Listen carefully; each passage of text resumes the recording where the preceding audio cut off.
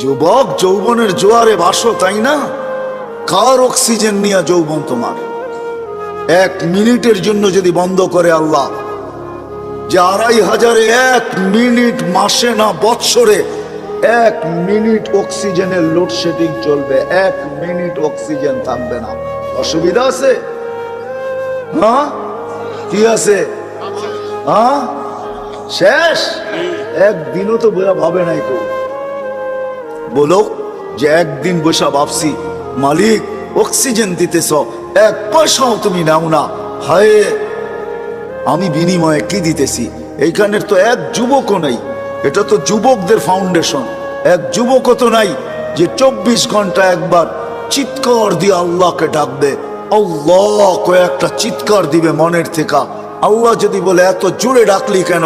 বলে 24 ঘন্টা অক্সিজেন দাও, আর আমি নিতে থাকি আর ছাড়তে থাকি, 1টা পয়সাও তুমি নাও না। আমার মন বলে তোমাকে ভিতর থেকে একটা চিৎকার দিয়ে ডাক। একজনও তো ডাকে না। 1 যুবক হাত উঠাকে বলুক যে আমি ডাকি। উচিত তো ছিল একটা সময় আল্লাহকে ডাকাল, আল্লাহ বইলা এলাকায় একটা চিৎকার দেওয়া। আল্লাহ যদি জিজ্ঞাসা করে এত জোরে ডাকিস কেন? বলে করব কি, পয়সা তো নেও না, মনটা বলে তোমাকে একটু মন পুরা ডাকি। রাগ হয়ে গেল যুবক? জীবনে তো কত মেসেজ দিলে, একবার হইলো আমাকে বলো I.U, ঠিক না? একবার হইলো একটা মেসেজ দাও I. মনে হয় বোঝেন না আপনারা, আপনার হুজুররা কোথেকে বুঝবেন? যুবকরা বুঝে গেছে আমি কি বুঝাইতে চাইছি, ঠিক না? হ্যাঁ, আসতেছে 14 তারিখ, ঠিক না? সত্য না? হ্যাঁ, কত মেসেজ জীবনে লেখছ, একবার হইলো বলো I.U, ঠিক না? আর বললাম না মধ্যে শব্দটা, ওটা তোমরাই বসায় নিও, তোমাকে দিলে গায়ে ফেলছে কি বুঝাইতে চাইছি। অথচ একবারও তো আল্লাহকে বললাম না মনের থেকে একটা চিৎকার দিয়া, আল্লাহ আমি তোমাকে ভালোবাসি।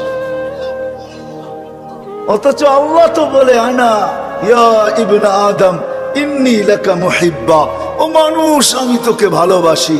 ও মানুষ বাদ দেন, ও উম্মতে মুহাম্মাদি আমি তোকে ভালোবাসি। অবি হব্বি কুল্লি মুহিব্বা, তুই আমার ভালোবাসার কসম, তুইও তো কোনো একবার আমাকে একটু ভালোবাসা দেখা।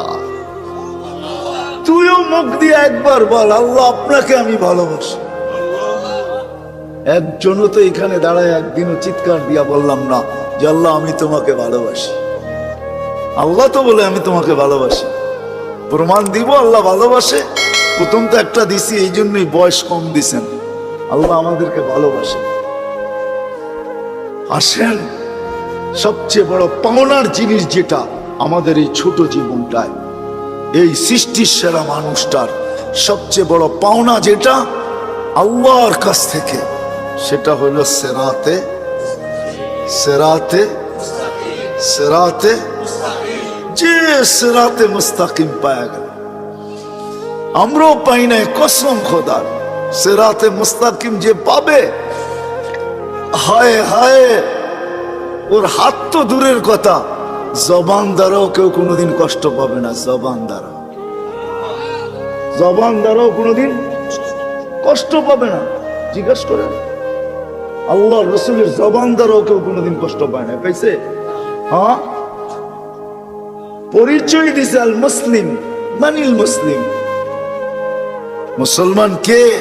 সালিম আল মুসলিমুনা মিন লিসানিহি ওয়া ইয়াদিহি। আমি তো বলবো সিরাতে মুস্তাকিম যে পাবে, ও তো দিলের ভিতর দিয়েও কাউকে কষ্ট দিবে না। দিলের ভিতর দিয়া বোঝেন, বাইবা বাইবও কাউকে কষ্ট দিবে না। বাইবা কারো অনীহাও ভাববে না, অনীহা। ওই যে ওই সাহাবীর মতো 3 দিন, প্রথম দিন ঘোষণা দিতেছে আসতেছে জান্নাতি, কে দেখতে চাও চোখ উঠাও তাড়াতাড়ি।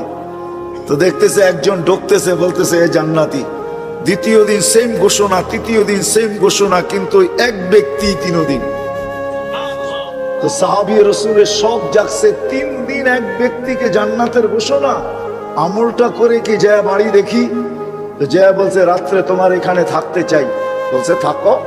দুনিয়াতে যত বাধা বিপত্তি আসুক, গাল মন্দ খান, গীবত তহমত খান, কষ্ট হোক, নির্যাতন হোক, একটা বিষয় মনের মধ্যে শান্তি দেয়। কি শান্তি? যে এই দুনিয়ার জীবনটা তো আর